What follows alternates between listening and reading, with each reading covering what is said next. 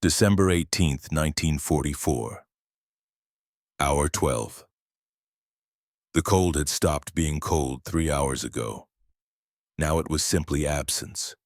Absence of warmth, absence of feeling, absence of everything except the singular awareness that Evelyn Claire Hartwell was still breathing, and that breathing might give her away.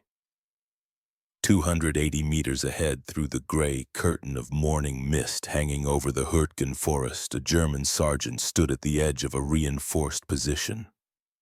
He wore the Feldgrau uniform of the Wehrmacht, a scarf wrapped high against the December wind.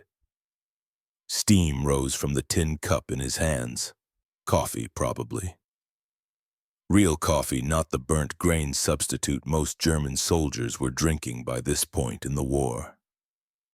Evelyn's crosshairs settled on the space between his second and third uniform button. She had been lying in this exact position for 12 hours. 12 hours among the dead, invisible, not because she was hidden, but because she was impossible. The human mind, she had learned during her psychology studies at the University of Massachusetts, categorizes the world ruthlessly. Threat, non-threat, relevant, irrelevant, and the dead were always irrelevant. 4 bodies surrounded her position. 2 American soldiers from Company F's morning patrol, 2 German infantrymen who had killed them. All 4 had been lying in this shallow depression in the valley floor since yesterday's brief, vicious engagement. The Americans had been trying to probe German lines. The Germans had been doing the same. Both sides had paid the price. Now Evelyn lay among them, dressed in winter camouflage she had treated with snow mud and pine sap to eliminate the artificial brightness of military-issue white. Over that, the torn outer garment of one of the dead German soldiers, because if anyone got close enough to see detail, the silhouette needed to read wrong.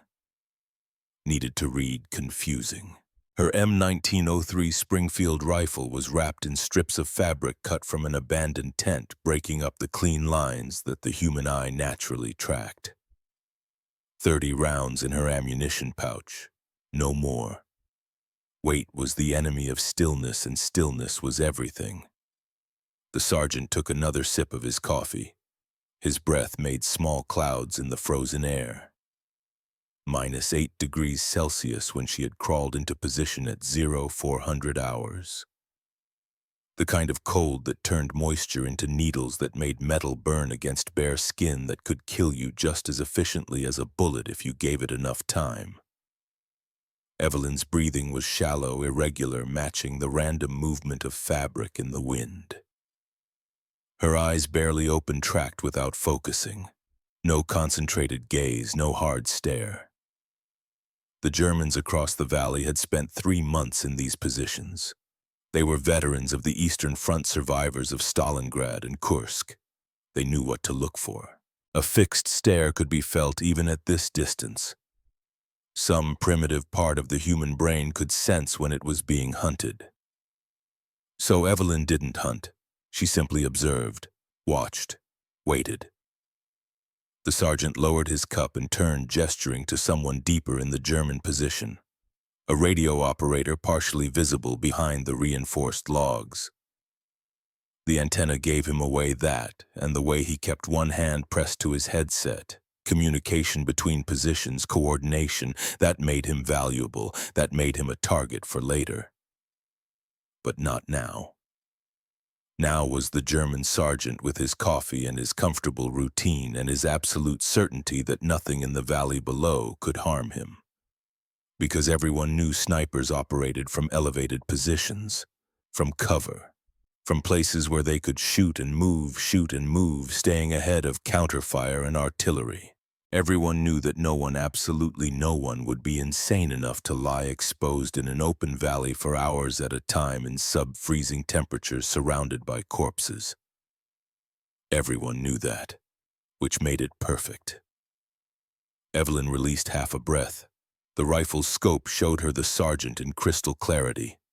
280 meters, slight crosswind from the northeast, maybe 3 to 5 miles per hour. She had been watching snow blow across the valley floor for hours, cataloging the wind's patterns. At this range, negligible, but she compensated anyway. Moved the crosshairs 2 inches left of center mass. The sergeant raised his cup again. Evelyn squeezed the trigger. The rifle's report cracked across the valley like a breaking branch. Not loud, the M1903 had a relatively small caliber, but distinct, sharp, final. The sergeant dropped the cup. It hit the frozen ground and bounced once, twice, coffee spreading across the snow in a dark stain that steamed in the cold air. The sergeant himself fell backward, disappearing into his position, dead before his body settled. For exactly 3 seconds, nothing happened. Then the German line erupted. Machine gun fire tore through the morning mist tracers, making bright streaks across the gray sky. The firing was concentrated, disciplined, but pointed entirely wrong. They were shooting at the American ridgeline 800 meters behind Evelyn's actual position. Shooting at where conventional wisdom said the sniper must be.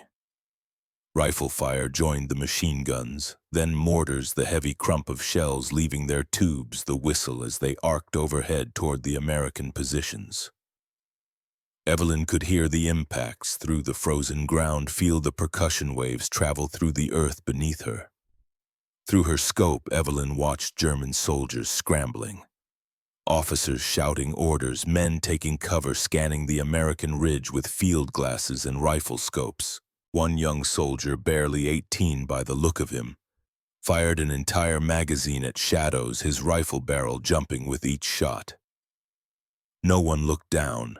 Not one single German soldier thought to scan the valley floor where their own dead lay scattered among the American casualties. Evelyn understood in that moment with absolute clarity that she had been right. The psychology professor at UMass who had droned on about selective attention, about how the human brain filters reality through expectations, he had been right. The mind sees what it expects to see. Everything else becomes background noise. She was background noise. She was invisible not because she couldn't be seen, but because seeing her required believing something impossible. The German fire slackened after 4 minutes. Officers were regaining control, stopping their men from wasting ammunition. Evelyn could see a Hauptmann, a captain, moving between positions, gesturing, pointing at specific sectors of the American ridge. Organizing a response. Coordinating fields of fire. Good. Let them coordinate. Let them build a perfect defensive response to an attack that wasn't coming from where they thought it was. Evelyn waited. Stillness required patience, and patience was something she had learned young. 47 minutes passed. The cold crept deeper. Evelyn's extremities had gone numb within the first 6 hours of lying in position. Now the numbness was spreading, creeping up her arms and legs toward her core. She monitored it clinically the way she had been trained. Core temperature was what mattered. Keep the core warm and you could survive. Let the core temperature drop and you died, simple as that. Her core was stable, for now. Through the scope, a new figure emerged from a different German position. Forward observer, distinguished by the way he moved with purpose, while others hunkered down. He carried field glasses and moved to a spot that gave him clear sightlines toward the American positions. Set up. Raised the glasses, began scanning. 290 meters, longer shot than the sergeant. The observer was partially concealed by brush, making the target smaller, more difficult. But he was stationary, focused on his task, and Evelyn had all the time in the world. She adjusted her aim, calculated the range, the wind, the slight downward angle from her depression in the valley floor. The observer's head and shoulders were visible above the brush. Center mass would be obscured, but a headshot at this range was possible. Difficult, but possible. Evelyn waited for her heartbeat to settle, felt the rhythm, synchronized her breathing to it. Between heartbeats, the body was most still. Between breaths, most stable. She fired. The observer's head snapped back. The field glasses fell from his hands, landing in the snow below his position. his body folded, sliding down into cover. The German reaction was immediate but confused. More firing, but this time it was scattered. Some soldiers fired at the American ridge. Others fired at different angles, trying to account for the fact that this shot had come from a different direction than the first. Evelyn could see the confusion spreading. Officers arguing, pointing in different directions. One Hauptmann was gesturing wildly, his face red even from this distance. The tactical problem was obvious. The shots were coming from different angles, which meant multiple snipers, which meant a coordinated American operation. But where were they? How many? How had they gotten into position without being detected? The Germans had no answers, because the answer that a single American operative was lying in the open valley among their casualties was too absurd to consider. This had been the gamble. Captain Nathaniel Holloway had called it suicidal when Evelyn first proposed it. They had been in his command tent 2 evenings ago, the canvas walls snapping in the winter wind, a single kerosene lamp providing inadequate light and less warmth. "You want to do what?" Holloway had asked, his Iowa accent making the question sound even more incredulous.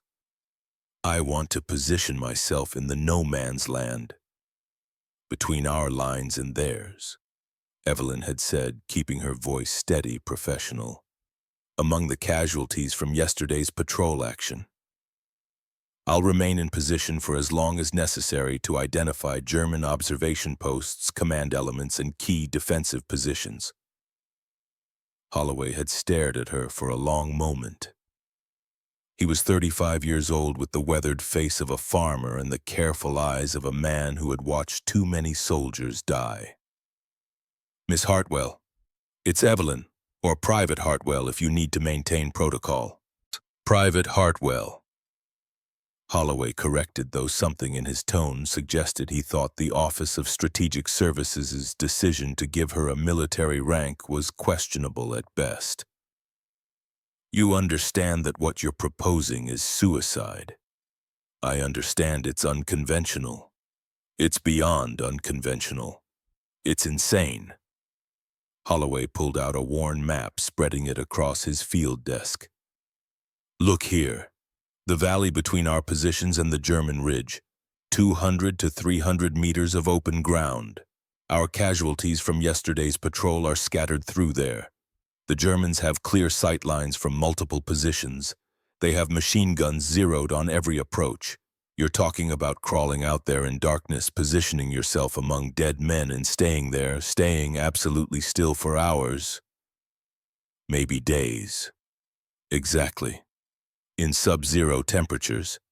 Yes. Where you can't move to generate warmth, can't eat because the scent might alert German patrols, can't drink because even small movements could give you away. Captain Holloway, I understand the risks. Do you—" Holloway's voice had gone quiet. "Do you understand that if they spot you, you're dead? There's no extraction, no support fire, no way for us to help you if things go wrong. You'll be alone out there." Evelyn had met his eyes. "I've been studying the German observation patterns for 2 weeks. They're disciplined. They're careful. But they're also predictable. They scan the ridge lines, they watch the obvious approaches, they focus their attention where training tells them threats will emerge. What they don't do, what they've been trained not to do, is waste attention on things that don't matter, like casualties. You're betting your life on German psychology. I'm betting my life on human psychology. The brain categorizes threat versus non-threat, movement versus stillness, the living versus the dead. Once something is categorized as dead, as irrelevant, the mind stops seeing it. Not because the eyes aren't capable, but because the brain has learned to filter, to ignore." Holloway had studied her face. "You really believe this?" "I know this. It's not belief, Captain. It's cognitive science. The OSS sent you because of your psychology background. They sent me because conventional tactics are failing in this sector. American casualties are mounting. The Germans have this ridge locked down and we can't advance without taking catastrophic losses. I'm offering you a solution. A solution that might get you killed. A solution that might save dozens of American lives." Evelyn had paused, then added quietly, "Isn't that why we're all here?" Holloway had looked at the map again, looked at the positions marked there, the German strongpoints that had resisted 3 weeks of American assaults. Finally, he had nodded once. "If and this is a significant, if I approve this, you withdraw at the first sign your position is compromised. Clear, clear. And you report back every piece of intelligence you gather. Positions, troop movements, defensive preparations, all of it. That's the mission, Captain. The mission is to survive Private Hartwell. The intelligence is secondary." But they both knew that was a lie. The intelligence was everything. Without it, the next American assault would be as bloody and futile as the last 3. With it, they might actually break through. So here she was, 12 hours into the mission, 2 confirmed kills and the German defenses beginning to fracture. Through her scope, Evelyn continued her systematic observation. The panic from her second shot was subsiding now, German discipline reasserting itself.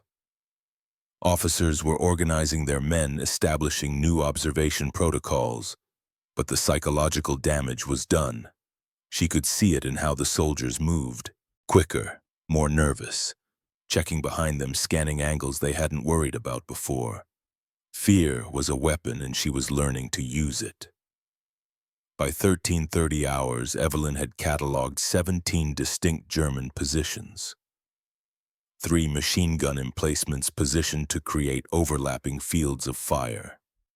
2 mortar teams, their positions revealed by the careful way ammunition was moved to them. A command post identifiable by the frequency of messenger traffic. Multiple rifle positions, some expertly camouflaged but visible from her lateral perspective in the valley. And 1 position that troubled her, a German soldier who moved differently from the others. Younger than she expected for his apparent rank, maybe mid-30s. More careful than the rest. He didn't react to the shots the way the others had, didn't fire blindly at the American ridge. Instead, he had pulled back into cover and simply watched, observed, studied. Through her scope, Evelyn saw him emerge briefly. Saw the way he scanned not the American positions but the angles, calculating, working the problem. Klaus Weber.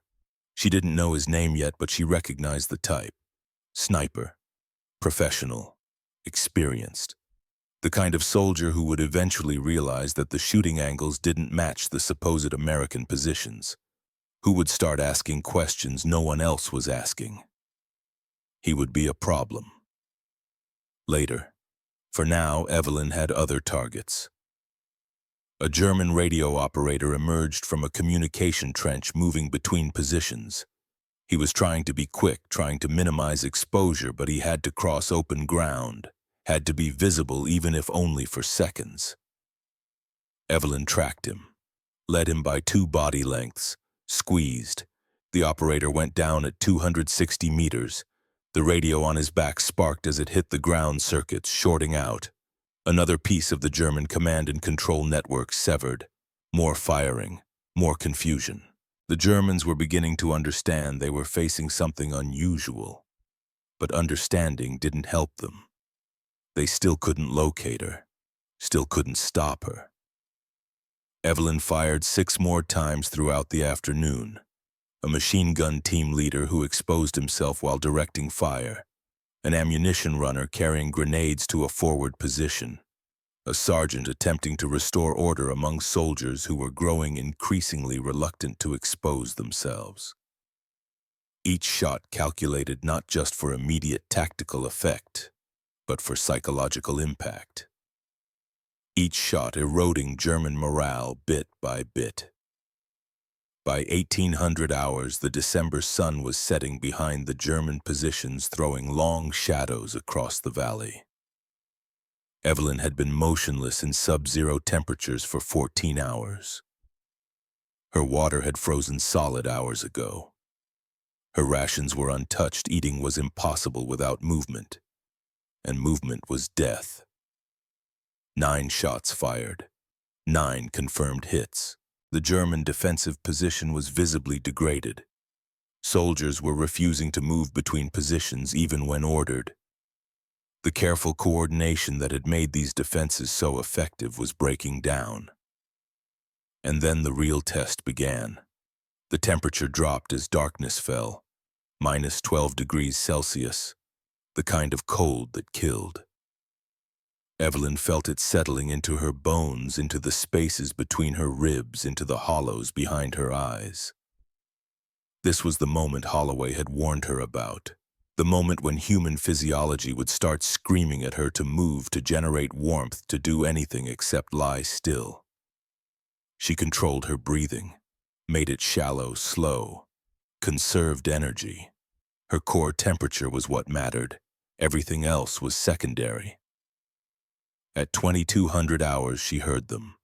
Footsteps, crunching through frozen snow, German voices low and tense. A patrol, 2 men moving through the valley checking the dead. Evelyn closed her eyes completely, slowed her breathing until it was barely perceptible. Her hands wrapped around her rifle were numb. Her legs had stopped sending signals to her brain hours ago. But her mind was sharp-focused, counting the footsteps. 10 meters away, 8, 6. The voices were clearer now. Young men speaking in the careful tones of soldiers who knew they were exposed. One of them was nervous, his words coming quick and clipped. The other was trying to sound calm, trying to be the steady one. 4 meters. They were checking bodies, she could hear it. The rustle of uniforms being moved, searched for intelligence or valuables. The Germans were thorough. They would check every casualty, which meant they would check her. 2 meters. Evelyn felt a boot touch her leg. Then pressure. Weight. One of the German soldiers was stepping over her, using her body as a stable point in the snow-covered terrain. Every instinct in her body screamed move. Every survival reflex demanded she react, fight, run. The pressure on her leg was real, physical, undeniable. A human being was standing on her. In 3 seconds he would look down, would see her eyes, would see the rifle, would see everything. Evelyn controlled the scream, controlled the flinch, controlled every muscle, every nerve, every automatic response that evolution had programmed into human beings over millions of years. She became perfectly, absolutely still. Not the stillness of a sniper waiting for a shot. The stillness of a corpse. The complete absence of life, of tension, of anything that would register to another human being as threatening or alive. The German soldier's weight shifted. His boot pressed harder for a moment, using her leg for leverage as he stepped forward. She felt him move past, heard his footsteps continue, heard him call to his partner. "Nichts here." Nothing here. The patrol moved on, the footsteps faded. After 5 minutes, Evelyn allowed herself to breathe normally again. Her hands were shaking. Not from cold, though the cold was definitely a factor. From the adrenaline crash, from the absolute terror of being discovered, from the knowledge that she had just passed a test that should have been impossible to pass. A human being had stepped on her, had used her as a piece of terrain, and had not recognized her as alive. She was truly invisible. But the night was not over. Would not be over for 7 more hours. 7 hours of -12 degrees, 7 hours of absolute immobility, 7 hours of cold seeping deeper into her core, stealing warmth, stealing life. Evelyn thought about her father. Professor Marcus Hartwell, standing in his study at their Massachusetts home, surrounded by books on classical literature and ancient philosophy. His voice had been cold when she told him she was joining the OSS. "You're throwing away your potential," he had said. "Throwing away years of education to play soldier." "I'm using my education, Father. Psychological warfare is a waste of a brilliant mind. You should be pursuing your doctorate, publishing, contributing to the field. Instead, you're running off to war like some common recruit. The war matters. Your future matters. Your intellectual development matters. What will you be when this is over? What will you have accomplished besides following orders? Evelyn had looked at him, at this man who had shaped her entire childhood with expectations and demands and constant grinding pressure to achieve, to excel, to be worthy of the Hartwell name. "I'll be someone who made a difference," she had said quietly. "I'll be someone who used what I learned to see lives. Isn't that worth something? It's worth nothing if you die in the process." Now, lying in the frozen darkness with German patrols overhead and the cold stealing her warmth degree by degree, Evelyn wondered if he had been right, if this was worth it, if proving something to herself, proving she was more than just Professor Hartwell's brilliant daughter, was worth freezing to death in a forest in Germany. Then she thought about the 9 German soldiers she had killed today. 9 pieces removed from the defensive network. 9 sources of fire that wouldn't kill American soldiers in tomorrow's assault. 9 reasons that Company F might actually survive their next advance. It was worth it. She just had to survive the night. Dawn came at 07:15 hours, the sun rising behind the American positions, throwing the German ridge into silhouette. Evelyn had been in position for 27 hours. Her core temperature had dropped to dangerous levels. She could feel it in how her thoughts were starting to slow, starting to drift. Hypothermia was setting in, but she was still functional, still observant, still deadly. The Germans were different this morning, more cautious. The casual routines she had observed yesterday were gone. Soldiers moved between positions quickly, keeping low, minimizing exposure. Officers stayed in cover. The entire defensive line was on edge, waiting for the invisible sniper to strike again, which made them predictable. Fear made people rush, made them take shortcuts, made them make mistakes. Evelyn waited for the mistakes. At 09:30 hours, a German lieutenant made his. He was trying to coordinate between 2 positions, and the only way to do it was to move through a small gap in their defensive line. He was quick, Evelyn had to give him that. Quick and smart, timing his movement for when he thought the American sniper would be looking elsewhere. But Evelyn wasn't an American sniper on the ridge. She was down here with perfect sight lines to angles the Germans couldn't even imagine were compromised. 290 meters. The lieutenant was moving feet, almost running. Evelyn led him, fired. He dropped mid-stride, his momentum carrying his body forward into the snow. The German line didn't erupt in fire this time. They were learning. Instead, there was a moment of terrible silence, and then Evelyn saw something that changed everything. A single German soldier emerged from a well-camouflaged position. The younger man she had noticed yesterday. Deliberate in his movements. He didn't fire, didn't take cover. He simply stood there, field glasses to his eyes, scanning. Not scanning the American ridge, scanning the valley. Scanning methodically, section by section, using a grid pattern that spoke of professional training and dangerous competence. Klaus Weber. Through her scope, Evelyn watched him work. Watched him eliminate possibilities, narrow down options, work the problem like the professional he clearly was. He was doing exactly what she would do in his position. Finding the impossible answer because all the possible answers had failed. And he was good, very good. After 10 minutes, he lowered his glasses and pointed. Not at Evelyn's position specifically, but at the general area of the valley where she lay.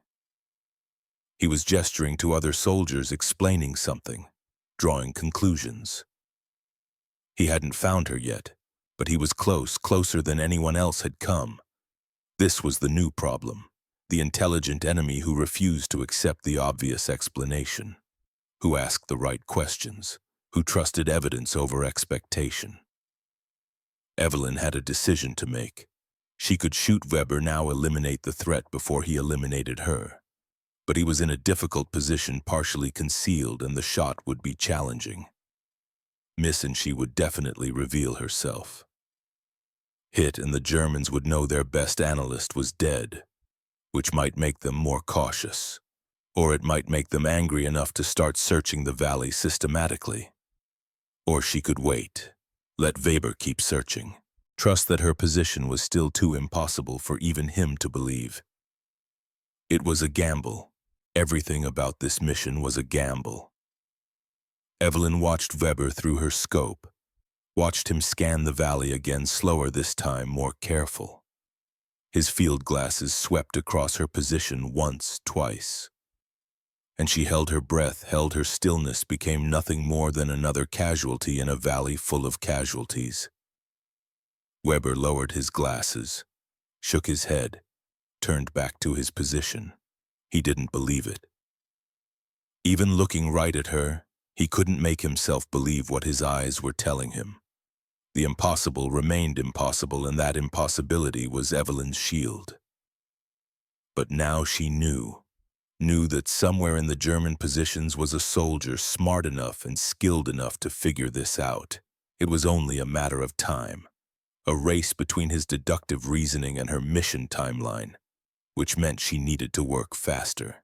As the December sun climbed higher, burning off the morning mist, Evelyn began the second day of her war. 280 meters from the German lines, lying among the dead, she hunted the living. And somewhere in those German positions, Klaus Weber hunted her. The real duel had begun. The document arrived at German 7th Army headquarters at 1400 hours on December 19th, marked urgent. Oberst Friedrich Kessler, intelligence officer for the 275th Infantry Division, had drafted it personally after interviewing every surviving officer from the contested sector. The report's language was clinical, precise German military efficiency at its finest. But beneath the formal structure, Kessler's frustration was evident. Kriegstagebuch, 275, Infantry Division classified for command. Eyes-only date, 19 December 1944. Subject unidentified, American Sniper Activity Sector 7 Alpha. Duration 18 December 1300 hours to present 28 hours continuous. Confirmed casualties 11 personnel KIA. Additional 4 WIA. Nature of threat, unprecedented and tactically significant. Analysis. Single shooter operating from unknown position. Shooting angles inconsistent with all identified American defensive lines. Multiple observation posts report no muzzle flash visible during engagement sequences. Counter battery fire has failed to suppress or identify activity. Tactical impact. Radio communications disrupted in 3 sectors. Forward observation capability degraded by 30%. Mortar coordination severely compromised. Command cohesion deteriorating. Morale assessment, significant psychological impact observed among enlisted personnel. Soldiers refusing exposure orders. Officers report difficulty maintaining defensive discipline. Soldiers have designated threat as Die Geistfrau. The Ghost Woman. Superstitious attribution suggests irrational fear response. Recommendation: deploy specialist counter-sniper assets immediately. Request urgent transfer of Oberleutnant Klaus Weber from reserve duties to active hunting operations. This shooter represents clear and present danger to divisional combat effectiveness and unit cohesion. Priority immediate action required. Oberst F. Kessler, intelligence officer, 275th Infantry Division. The report landed on Weber's desk 3 hours later. He read it twice, then walked to the map table in his quarters. At 34 years old, Klaus Weber had survived 4 years of war by trusting evidence over assumption. Stalingrad had taught him that the impossible happened daily. Kursk had taught him that the enemy was never as predictable as training manuals suggested. But this was something new. Weber stuck pins in the map at each reported casualty location, drew lines backward from each position calculating angles of fire. The lines should have converged on the American ridge, should have pointed to obvious sniper hides to positions any competent marksman would use. Instead, the lines scattered, intersected at impossible points, suggested shooting positions that didn't exist. Unless. Weber pulled out his field glasses and stared at his own map, at the valley between the lines, at the small depression where yesterday's patrol engagement had left casualties from both sides. Unmöglich, he whispered. Impossible. But he had learned to trust the impossible. The next morning, Weber assembled his team. 2 spotters, both veterans, a radio operator, all of them sworn to silence about what they were hunting. Die Geist, Frau, the soldiers were calling the American sniper, the ghost woman. Someone had started the rumor that the shooter was female because only a woman could be this invisible, this patient. Weber knew it was superstition, the kind of supernatural explanation that soldiers created when reality became too strange to accept. But the name had spread, Die Geistfrau, and with it fear. Fear was contagious. Weber could see it in how his own men moved now. Quick, nervous checking angles they had never worried about before. The Americans hadn't advanced an inch, hadn't fired a single artillery shell. But they were winning. Winning through psychological pressure, through the steady erosion of confidence. Weber respected that, respected the mind behind it, which meant he would enjoy killing them. Hour 36.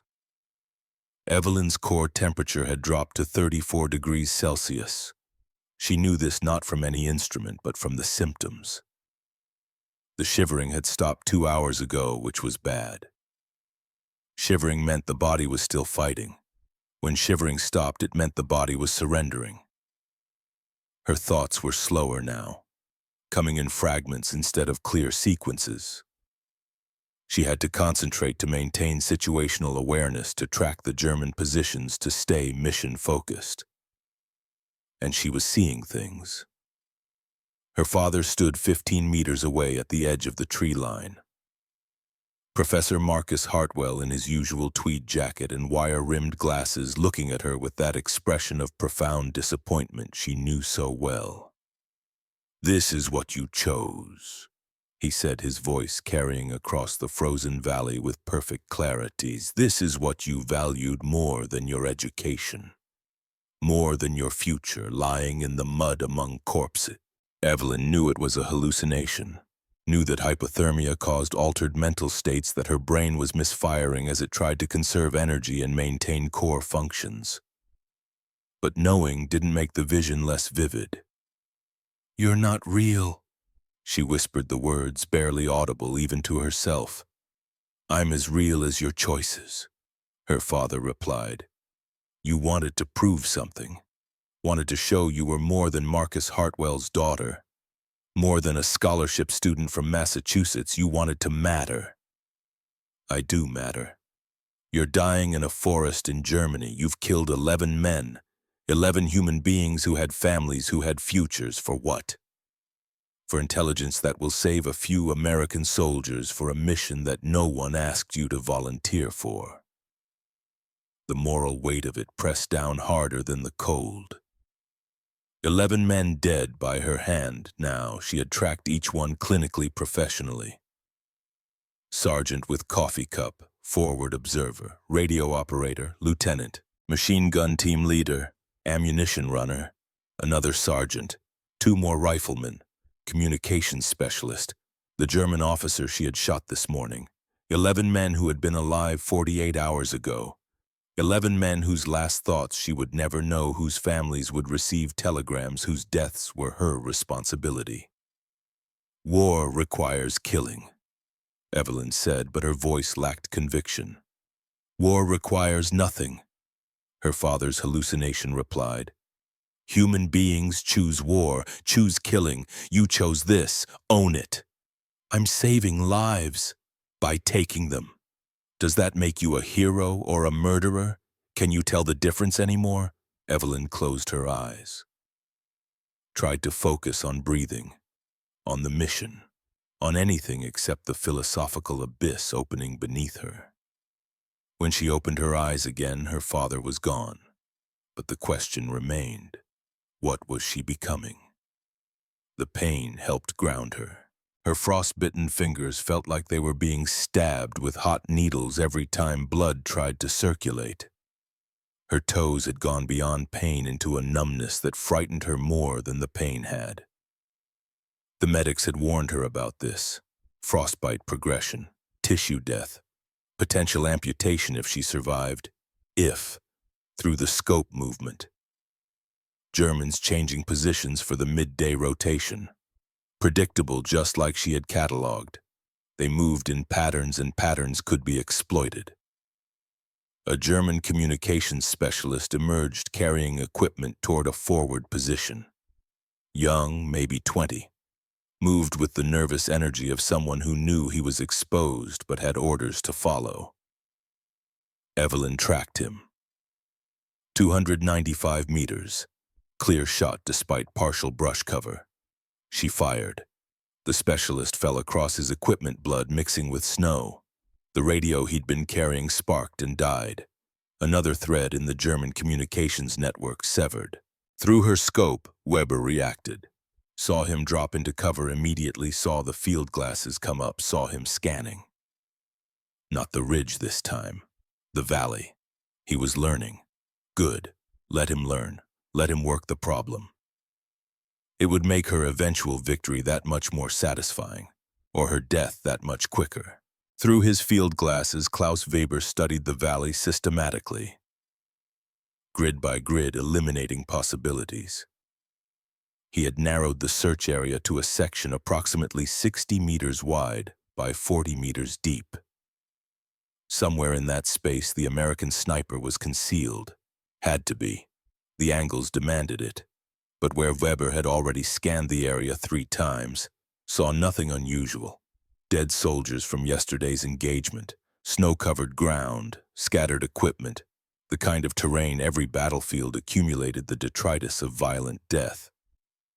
Nothing that looked like a concealed position, which meant the concealment was perfect, or meant he was wrong about the location entirely. Weber pulled back, consulted his notes, rechecked his calculations. The mathematics were sound. The angles didn't lie. The shooter was in that valley in that specific section. He raised the glasses again, focused on individual elements. That American soldier fallen forward with arms outstretched. That German rifleman lying on his side. That pile of equipment that might be a backpack or might be Weber's hands, tightened on the glasses. That pile was slightly wrong. The shape was close to abandoned equipment, but the proportions were off. The way the snow had accumulated around it suggested something underneath. Something that retained heat, even minimal heat. He studied it for 5 full minutes. Watched for any movement, any sign of respiration, any indication of life. Nothing. But his instincts, honed through 4 years of war, told him he was looking at something important. Weber lowered the glasses and called for his senior spotter. Showed him the location. "What do you see?" Weber asked. The spotter studied the area. "Dead Americans, dead Germans, equipment, nothing unusual, Oberleutnant. Look at the pile near the center, the one that might be a backpack." The spotter looked longer, finally shook his head. "I see it. Looks like abandoned gear. Measure the distance for me, from our position to that pile." The spotter used his rangefinder. 278 meters, Oberleutnant." 278 meters, within the range of every reported kill, within the calculated firing zone. "If you were American," Weber said carefully, "and you wanted to observe our positions without being detected, where would you position yourself?" "On the ridge, Oberleutnant. Elevated position, good sight lines, easy withdrawal." "And if the ridge was too obvious, too expected?" The spotter thought about it. "Then, nowhere. There is nowhere else with adequate cover and sight lines." "Exactly." Weber smiled without humor. Which means if there is a sniper who isn't on the ridge, they must be nowhere. Must be in a position so obvious, so impossible that we look at it and see nothing. The spotter's eyes widened as understanding dawned. You think the American is in the valley among the dead? I think it's the only explanation that fits the evidence. But Oberleutnant, that would mean someone lying in sub-zero temperatures for days, without movement, without anything we think is possible, yes. Weber raised his glasses again. Which is why it's perfect. We don't look there because we can't imagine anyone doing it. Should we fire on the position? Weber considered. If he was right and the American was there, a few well-placed rounds would end the threat. But if he was wrong, he would waste ammunition and reveal that he was searching the valley. Would make the American more cautious, and there was something else. A nagging doubt. The pile in the valley looked too perfect, too obviously placed. If he were setting a trap, if he wanted to draw German fire, he would create exactly this kind of suspicious anomaly. No, Weber said slowly. Not yet. It could be a decoy. Could be the Americans trying to make us waste ammunition on corpses while the real sniper operates from the ridge. Then what should we do? We watch, we wait, and if it moves, we kill it. Evelyn saw Weber watching her. Through her scope, she could see him clearly. Could see the field glasses trained on her position, could see him studying the valley. Could see the moment when his gaze settled on her exact location. Her heart rate increased. Not much she had too much control for that, but enough. Enough that she had to concentrate on breathing, on maintaining the absolute stillness that was her only protection. Weber studied her for 5 minutes. 5 minutes that felt like 5 hours. Then he lowered his glasses, consulted with another soldier, raised the glasses again. Evelyn waited for the bullet, waited for the inevitable moment when Weber would need to fire to test his theory to eliminate the threat. But the bullet didn't come. Instead, Weber pulled back into cover. He had seen her, had looked directly at her, and hadn't fired, which meant one of two things. Either he didn't believe what he was seeing, couldn't make himself accept that someone would endure what she was enduring. Or he thought she was a decoy, a trap, and firing would reveal his hand. Either way, she had survived, for now.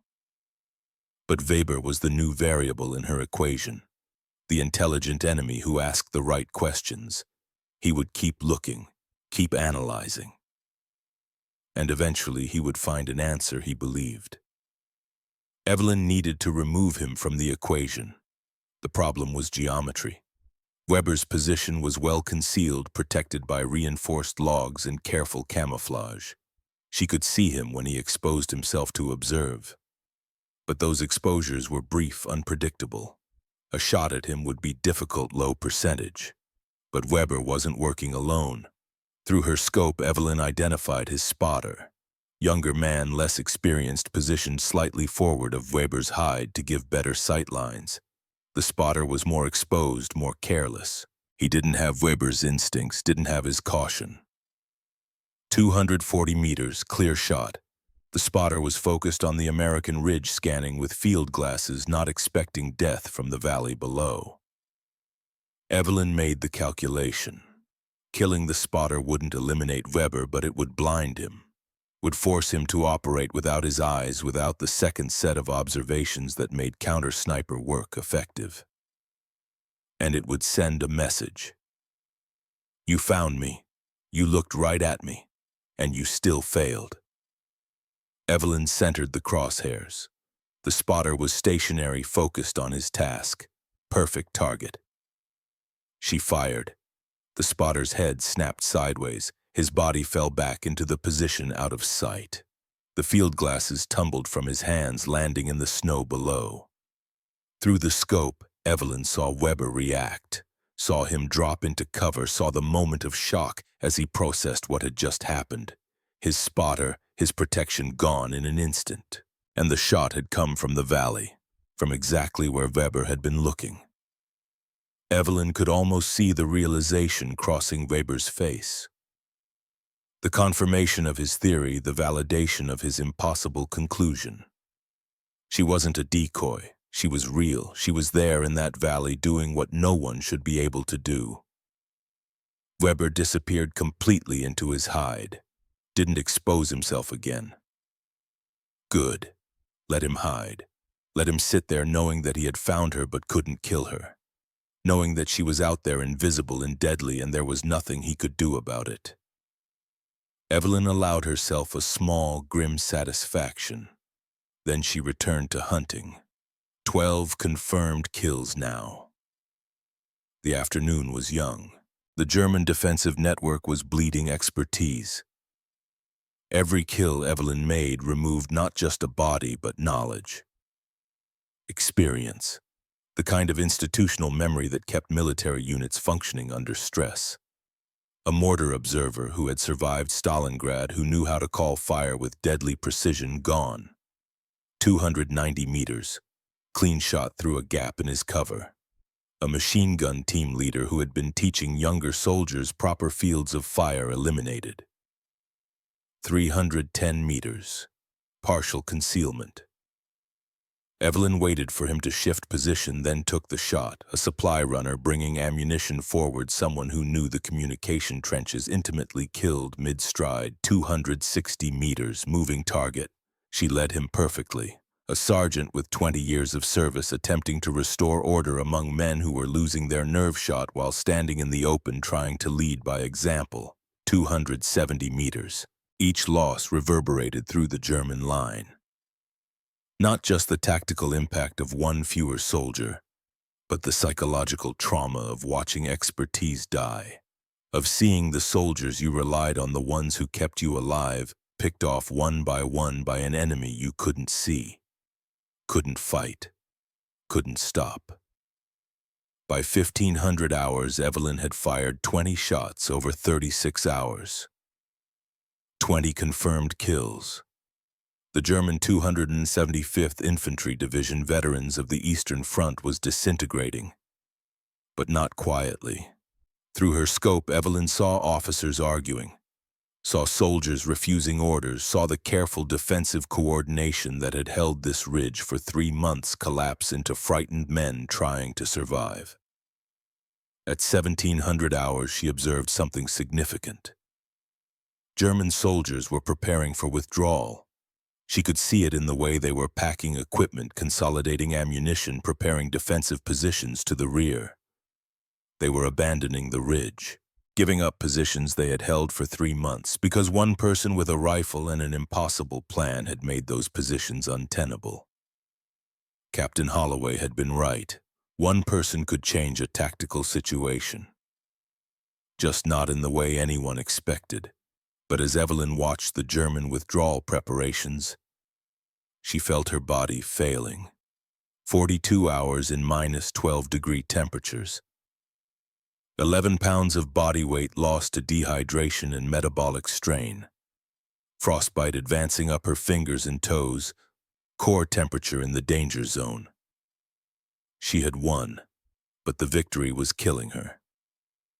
At 1800 hours, the Germans began their withdrawal. It wasn't orderly.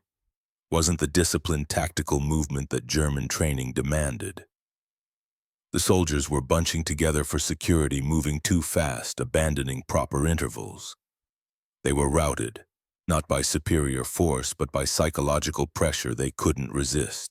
Through the fading December light, Evelyn watched them go. Watched the positions she had studied for 2 weeks empty out. Watched the ridge that had cost so many American lives fall without a single assault. She had done it, accomplished what 3 weeks of conventional attacks couldn't. And then her body gave out. The shaking started suddenly, violently. Not cold shakes, those had stopped hours ago. This was her nervous system failing, muscles firing randomly as core temperature dropped below critical thresholds. Her vision tunneled, peripheral awareness collapsing. Evelyn tried to maintain position, tried to stay focused, but her mind was slipping away. Hypothermia was winning.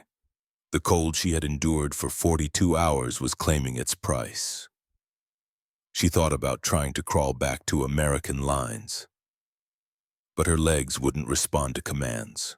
Her arms were dead weight. Movement was impossible. So she lay there among the dead, becoming one of them. The last thing she saw before consciousness faded was the American Ridge, 800 meters away. Might as well be 800 miles. Captain Nathaniel Holloway stood on the ridge field glasses, pressed to his eyes, watching the German withdrawal with satisfaction mixed with growing concern. The Germans were abandoning their positions. Company F was already moving forward, encountering minimal resistance. The breakthrough Holloway had hoped for was happening. But Evelyn Hartwell hadn't reported back. Radio silence wasn't unusual. She couldn't exactly operate a radio while maintaining her cover. But she should have withdrawn by now. Should have made it back to American lines as the Germans pulled out. Unless she couldn't. Holloway lowered his glasses and made a decision. He grabbed 3 soldiers from Company F.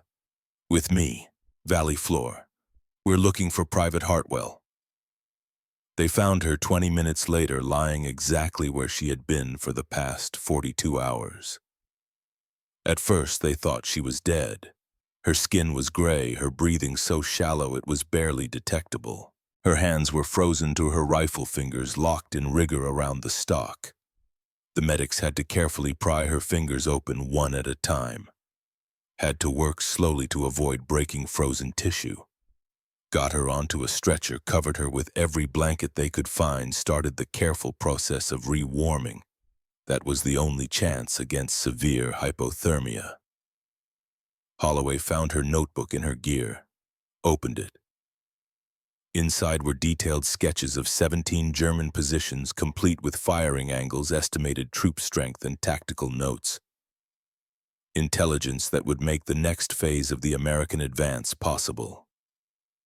Intelligence purchased with 42 hours of suffering that would have killed most soldiers in half that time.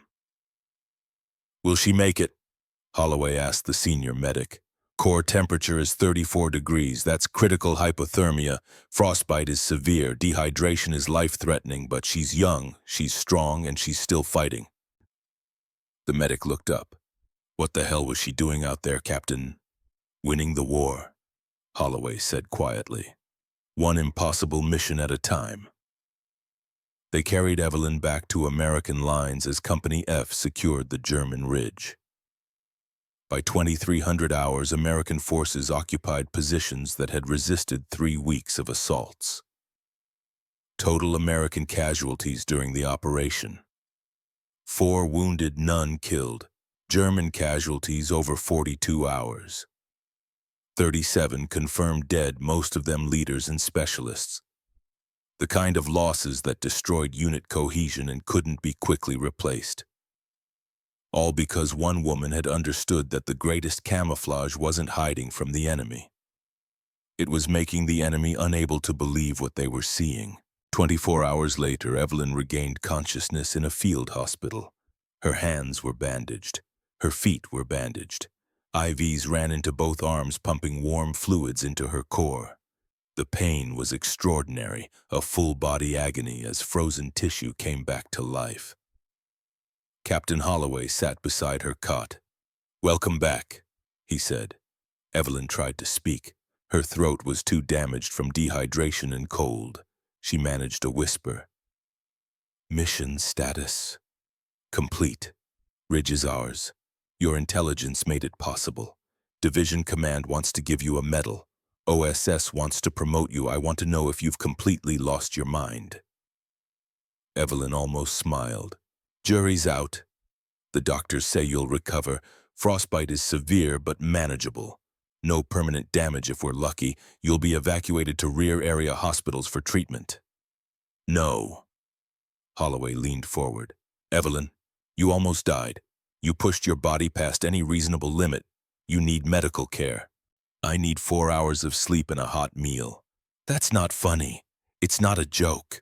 Evelyn's voice was getting stronger.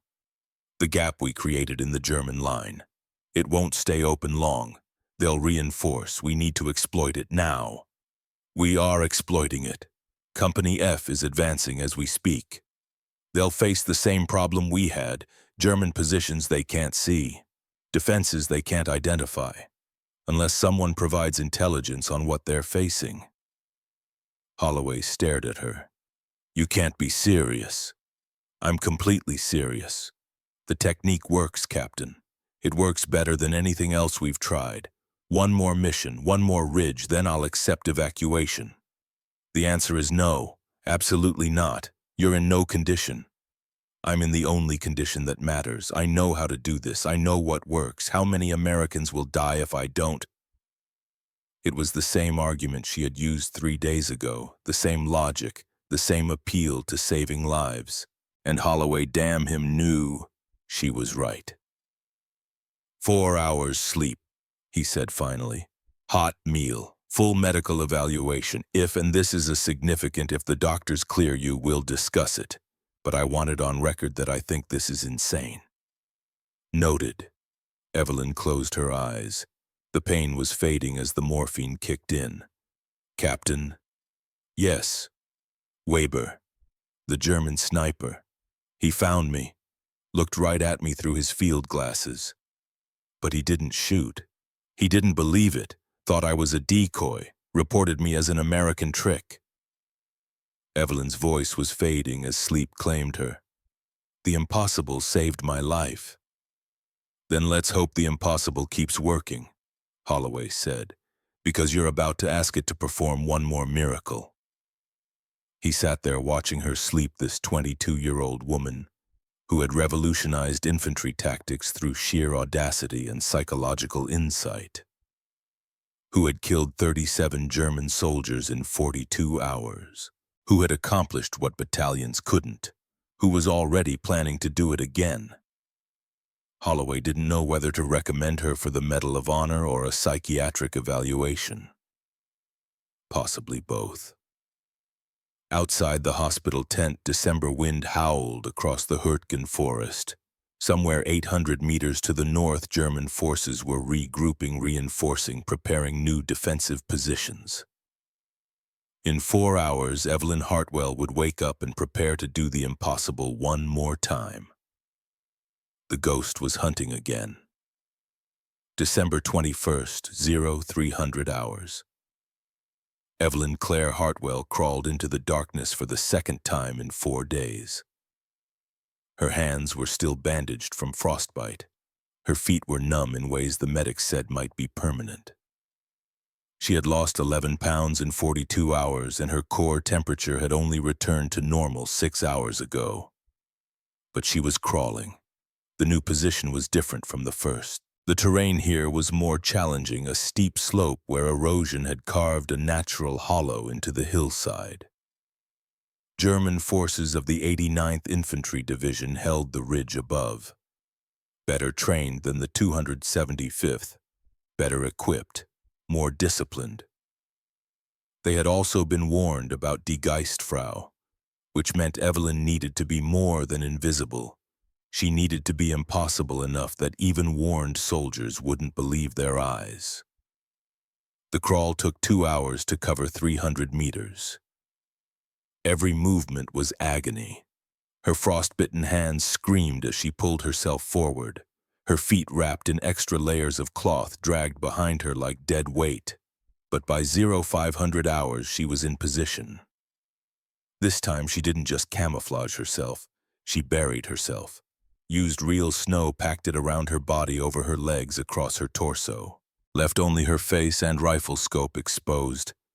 And even those were concealed beneath a thin layer that she could see through, but that would read as nothing more than disturbed snow. The position was more confining than the first. Once settled, she would have virtually no mobility. If discovered, she couldn't evade, couldn't fight, couldn't do anything except die. But the concealment was perfect. As dawn broke across the valley, her third December sunrise in this frozen hell, Evelyn began her final hunt. Through her scope, the German positions revealed themselves gradually. The 89th was professional. Their camouflage was excellent, their discipline tight. They moved in patterns that were irregular enough to avoid predictability but coordinated enough to maintain defensive integrity. Under normal circumstances, assaulting this ridge would cost American forces dozens of casualties. Maybe hundreds. But these weren't normal circumstances. Evelyn spent the entire morning observing. No shots, no movement, just pure intelligence gathering. She cataloged positions with the systematic precision that had made her valuable to the OSS. Machine gun emplacement at 270 degrees range, 290 meters. Mortar team at 315 degrees range, 310 meters. Command post identifiable by messenger traffic, 320 degrees range, 325 meters. 17 positions total. A sophisticated network of mutually supporting strongpoints designed to create overlapping fields of fire. Any American assault would advance directly into carefully prepared kill zones where multiple weapons could engage simultaneously. The German defensive plan was brilliant. It relied on concealment and coordination. If American forces attacked without identifying these positions, the slaughter would be catastrophic. By 1300 hours, Evelyn had the complete picture, had mapped the entire defensive network in her mind with the clarity of a cartographer. Knew exactly where each position was, what weapons they held, how they supported each other. Now came the destruction. The first target was a German lieutenant coordinating between positions. He exposed himself for only seconds at a time, moving quickly between cover points. But Evelyn had been watching him for 2 hours, knew his patterns, knew he favored the left side of his communication trench because a fallen log provided better overhead cover, knew that in 14 seconds he would cross a gap, 290 meters, moving target, crosswind from the east at 6 miles per hour. Evelyn led him, squeezed. The lieutenant fell mid-stride, his body crumpling into the snow. The German reaction was instant and overwhelming. Machine guns opened fire across the entire sector.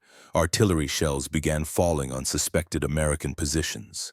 The volume of fire was impressive, professional. Exactly what well-trained soldiers should do. But none of it came near Evelyn's actual position. She waited 30 minutes. Let the Germans exhaust their initial response. Let them settle back into watchfulness. Then she continued. A machine gun team leader partially concealed behind reinforced logs. He had made the mistake of exposing his head and shoulders while directing fire. 300 meters. Difficult shot with the partial concealment. Evelyn took it anyway. Hit. The team leader fell back into his position. The machine gun fire from that emplacement ceased immediately, the crew disrupted by the loss of their leader. A mortar observer calling in fire coordinates. 295 meters. The observer thought he was safe behind his protective berm. He wasn't. Evelyn's round found him. The mortar team fired 2 more rounds, then went silent as they realized they had no one to provide targeting information. A communications specialist attempting to restore radio contact between positions. 305 meters. The specialist was using his radio equipment as cover, thinking the metal housing would protect him. It didn't. Evelyn's round punched through the radio and into his chest. 2 casualties from one shot, the specialist and the radio network. A German sergeant attempting to restore order among soldiers who were refusing to leave cover. 270 meters. The sergeant was standing in the open, gesturing, shouting. Making himself an example of courage. Evelyn made him an example of mortality. By 1500 hours, she had fired 14 rounds, 14 hits. The German 89th Infantry Division, one of the most professional units on the Western Front, was disintegrating, but not quietly. Through her scope, Evelyn saw something that made her pause. A German officer had gathered his remaining men, was addressing them, pointing at the valley, gesturing toward where the shots were coming from. They were going to search. Evelyn watched as a squad of German soldiers assembled, watched them prepare for a patrol into the valley. If they came down here, if they searched systematically, they would find her. Her position was concealed, but it wouldn't withstand a deliberate search at close range. She had two choices: withdraw now, abandon the mission but survive, or eliminate the search party. Evelyn chose elimination. The German squad leader was organizing his men, giving final instructions. 280 meters, stationary target. She fired. The squad leader fell. The remaining soldiers looked at each other, looked at the valley, looked at their fallen leader. Then as one they refused to advance, refused to die searching for a ghost they couldn't find. The German officer screamed orders. The soldiers ignored him. Finally, one of them raised his rifle and fired not at the Americans, not at Evelyn, but into the air. A single shot of defiance. Then they withdrew, abandoned their positions, walked away from the defensive line they had been ordered to hold. Evelyn had just witnessed something rare in warfare: a mutiny. Soldiers refusing orders not from cowardice but from simple mathematics. The equation was clear: searching the valley meant death, and death accomplished nothing. The psychological warfare had worked beyond her calculations. She hadn't just degraded German combat capability, she had broken their will. By 1800 hours, as darkness fell on her third day in the field, Evelyn had fired 28 rounds. Her most active day. Each shot had been calculated for maximum psychological impact. Each shot another nail in the coffin of German morale. Now came the final phase. Evelyn pulled a flashlight from her gear, modified with a red filter to minimize visible signature, aimed it at the American ridge and began transmitting in Morse code. ... Position reports. All 17 German strongpoints, complete intelligence on fields of fire, dead spaces, optimal approach routes for assault. The transmission took 12 minutes. 12 minutes of exposure, of risk, of hope that German observers weren't watching the valley with night vision equipment. When she finished, a single flash came back from the American lines. Message received. Captain Holloway had what he needed. Now Evelyn just had to survive long enough to see the results. The withdrawal was agony. 3 hours of crawling through darkness, through snow, through pain that made her previous suffering seem mild by comparison. Her frostbite had worsened. Her dehydration was critical. She had lost an additional 4 pounds, bringing her total weight loss to 15 pounds in 72 hours. When she finally reached American lines at 2300 hours, she couldn't stand, couldn't speak, could only lie there as medics swarmed her position, as Captain Holloway knelt beside her with an expression that mixed admiration and horror. "You did it," he said quietly. "Intelligence says your information is perfect. Complete picture of their defenses. We assaulted 0500.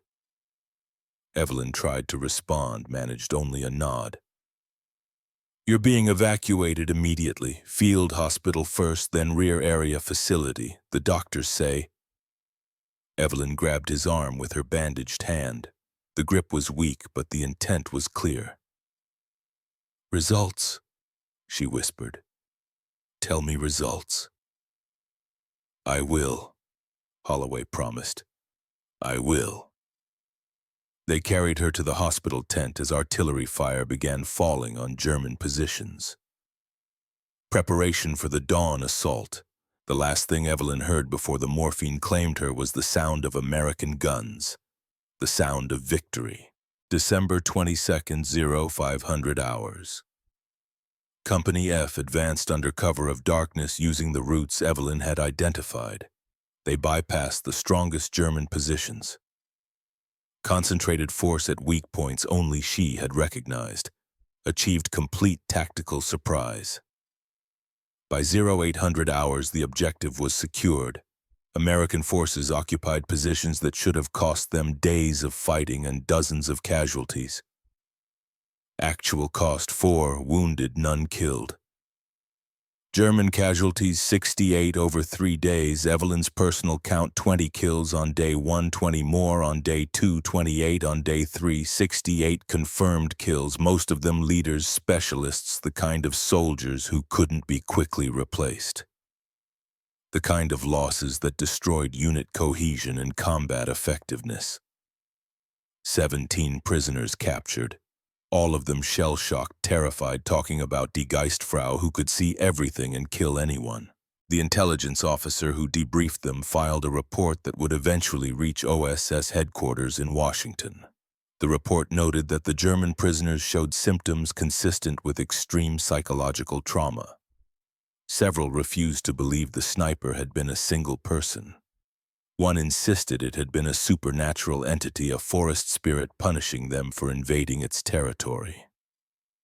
The intelligence officer noted this was likely combat fatigue and recommended psychiatric evaluation.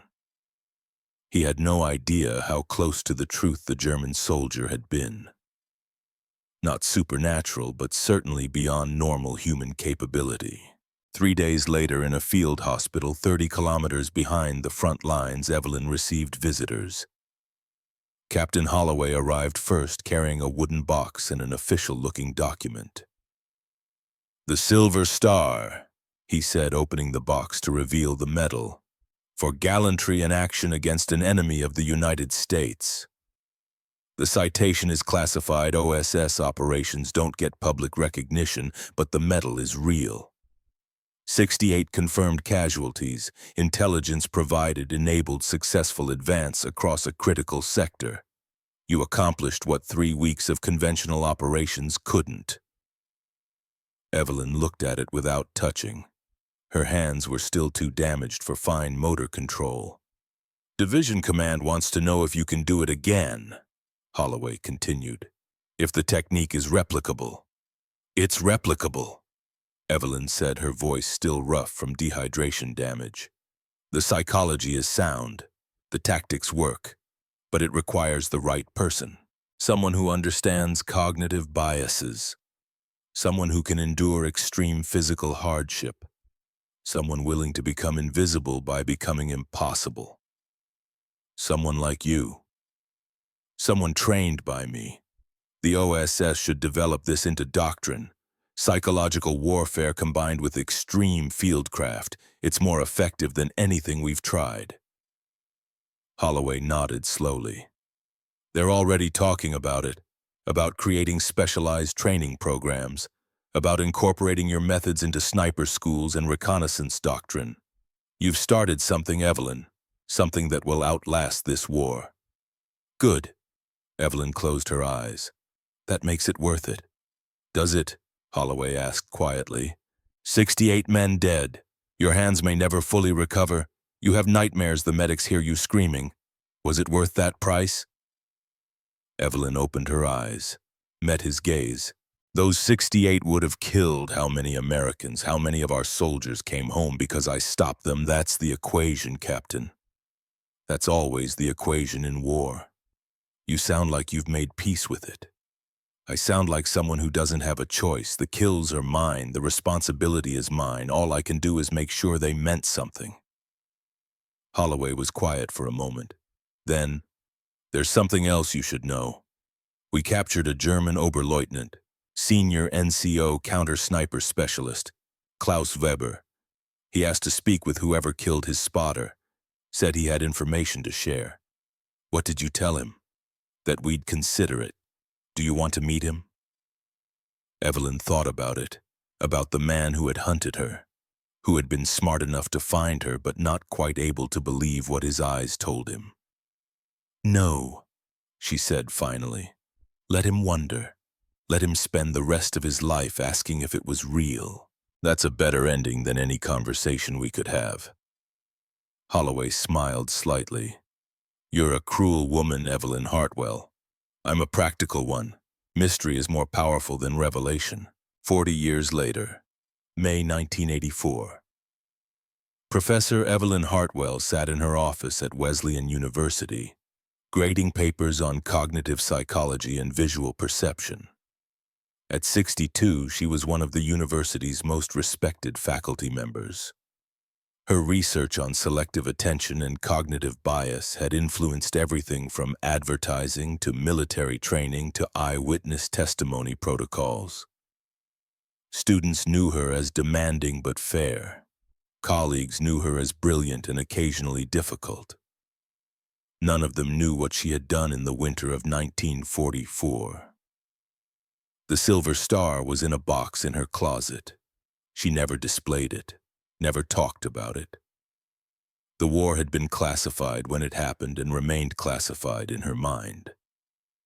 Until the letter arrived. It was postmarked from Munich, Germany. The handwriting was shaky but precise. The envelope was addressed to Professor E.C. Hartwell, Department of Psychology, Wesleyan University. Inside was a single sheet of paper written in careful English. Dear Professor Hartwell, my name is Klaus Weber. I am 74 years old, retired, living in Munich. For 40 years I have carried a secret. A question that has haunted me since December 1944 in the Hurtgen forest.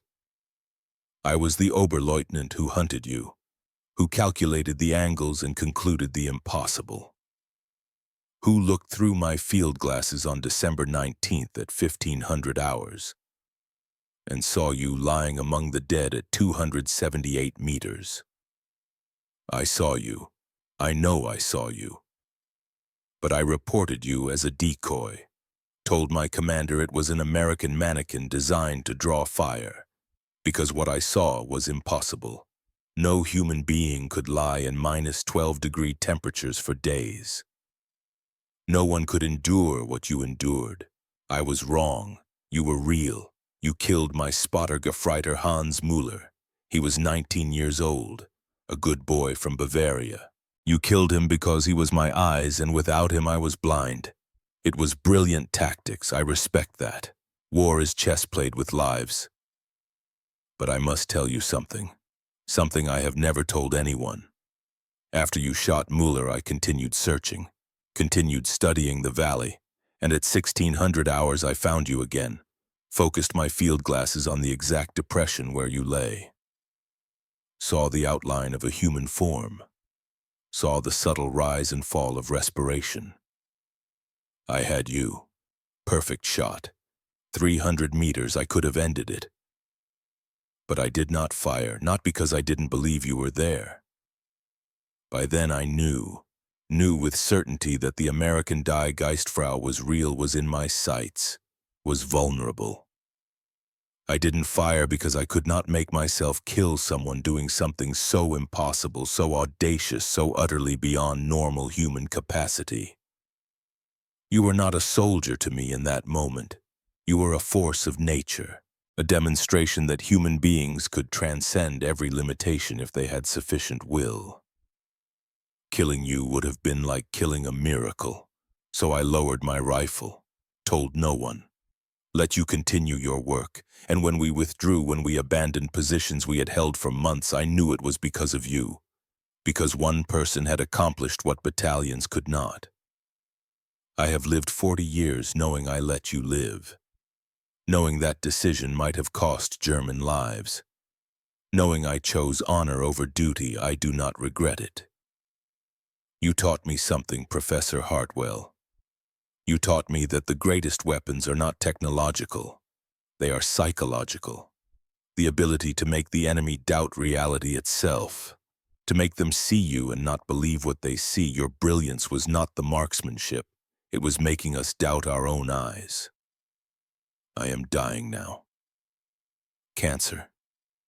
The doctors give me perhaps 6 months. Before I go, I needed you to know the truth, that I found you, that I let you live, that you changed how I understood warfare and human capability. I hope this letter finds you well. I hope you have had a good life. I hope the nightmares have faded. With respect and something that transcends enmity. Klaus Weber, Oberleutnant, retired Wehrmacht, 275th Infantry Division. Evelyn read the letter 3 times. Then she sat back in her chair and stared out her office window at the Connecticut campus. At students walking between classes, laughing, living lives that would never know what she had done, what she had endured, what she had become. Weber had found her, had her in his sights, and chose not to fire because she was impossible. The impossibility that had protected her hadn't been camouflage or stealth or luck. It had been something deeper, something that spoke to human psychology at its most fundamental level. She had made herself so unlikely, so beyond reasonable belief that, even when discovered, even when vulnerable, the enemy couldn't bring themselves to act. Evelyn pulled out a sheet of her university letterhead and began to write. Dear Herr Weber, thank you for your truth. It is a gift I did not expect and do not deserve. You were right to doubt your eyes. What I did was impossible. Should have been impossible. I survived through cognitive science, through understanding how the human brain categorizes reality and filters information.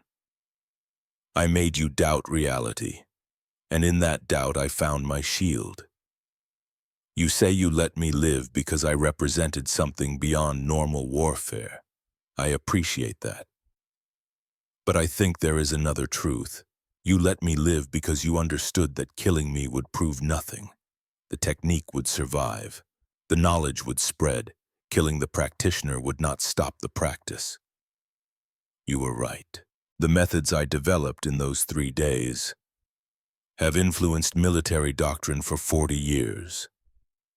Special forces train in cognitive camouflage. Sniper schools teach psychological warfare. SEER training incorporates the principles I discovered by necessity in the Hurtgen forest. You could have killed me, but you couldn't kill the idea. I hope your final months are peaceful. I hope you have made your own peace with the war and its necessities. We were enemies once. Time has made us something else. Not friends, perhaps, but fellow survivors who understand things others cannot. The nightmares have not faded. They never will. 68 lives taken. 68 families receiving telegrams. That weight does not diminish with time, but neither does the knowledge that those 68 would have killed others. That the equation, terrible as it is, still balances toward necessity. We did what war required of us, and we survived to question it. That is its own form of victory.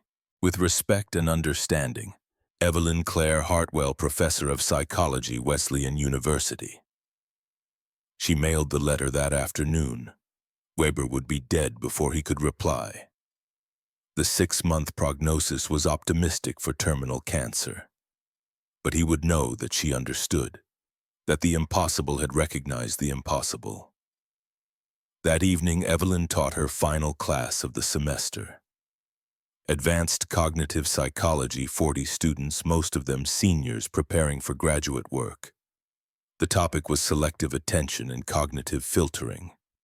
She wrote on the board the invisible gorilla experiment. When focused on one task, the human brain filters out unexpected stimuli, even obvious ones, even ones that should be impossible to miss. A student raised her hand. But Professor Hartwell, doesn't that mean our perception of reality is fundamentally flawed, that we can't trust what we see? It means, Evelyn said carefully, that we see what we expect to see. The brain is efficient. It categorizes constantly. Threat, non-threat, relevant, irrelevant. And once something is categorized as irrelevant, it becomes functionally invisible. So we're blind to the unexpected. We're blind to the impossible. The brain filters out information that doesn't fit its model of reality, which means the best camouflage isn't hiding. It's making yourself impossible to believe. She looked at her students, at their young faces, their earnest questions, their certainty that the world made sense and could be understood. The invisible have the greatest power, Evelyn said quietly. Not because they cannot be seen, but because they cannot be believed. After class, she walked across the empty campus. December evening cold, but nowhere near -12 Celsius. Snow falling gently beautiful instead of deadly. 40 years ago, she had lain among corpses in a frozen valley and killed 68 men in 72 hours, had revolutionized psychological warfare, had survived the impossible and changed military doctrine forever. Now she taught cognitive psychology to students who would never know. The war had made her invisible in ways that transcended camouflage. The classification that protected OSS operations had erased her from history. The Silver Star citation remained secret. The techniques she had pioneered were taught without attribution. She had become what she had pretended to be in that valley. A ghost, present but unseen, real but unbelieved. Evelyn stopped at the campus memorial to World War II veterans, looked at the names carved in stone. Good men who had died in conventional ways through conventional warfare, remembered conventionally. Her name wasn't there, would never be there. She had survived, and survival meant silence. But in sniper schools at Fort Benning, instructors taught about cognitive camouflage. In SERE training at Fairchild Air Force Base, soldiers learned about psychological endurance. In Special Operations Command Centers, planners incorporated her methods into doctrine. The ghost lived on, not in monuments or medals or official recognition, but in the minds of soldiers who understood that the greatest weapon was the mind itself, and that was enough. Evelyn walked home through the falling snow, carrying secrets no one would ever know, bearing weights no one could understand. Living a quiet life that contradicted everything she had once been. The impossible had saved her life 40 years ago. Now it protected her peace. In the distance, church bells rang. Evening service, the sound carried across the campus, across the town. Across the decades that separated the woman walking home from the soldier who had lain among the dead. Same person, different impossibility. The mind Evelyn had learned was the ultimate weapon, not because it could kill, but because it could make killing unnecessary. Could make the enemy defeat themselves through fear, through doubt, through the inability to believe what their own eyes showed them.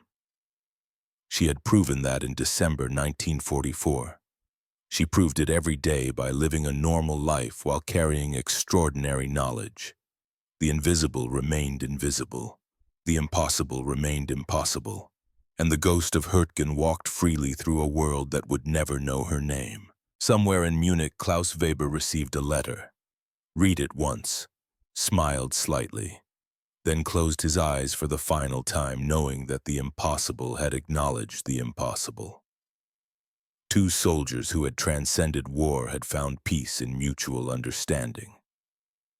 The duel, 40 years delayed, had ended in a draw. Both had won by refusing to let victory require death. Both had lost by knowing things that could never be shared. The equation balanced. The ghosts rested. And in the frozen forests of Hurtgen, where snow still fell each December, the dead kept their secrets while the living forgot. All except two. One soldier who had made herself impossible. One soldier who had chosen not to believe. Both were right. Both were free. The war was over. The victory was silence. And the greatest weapon the human mind, understanding itself, endured beyond memory, beyond recognition, beyond everything except its own terrible, beautiful truth.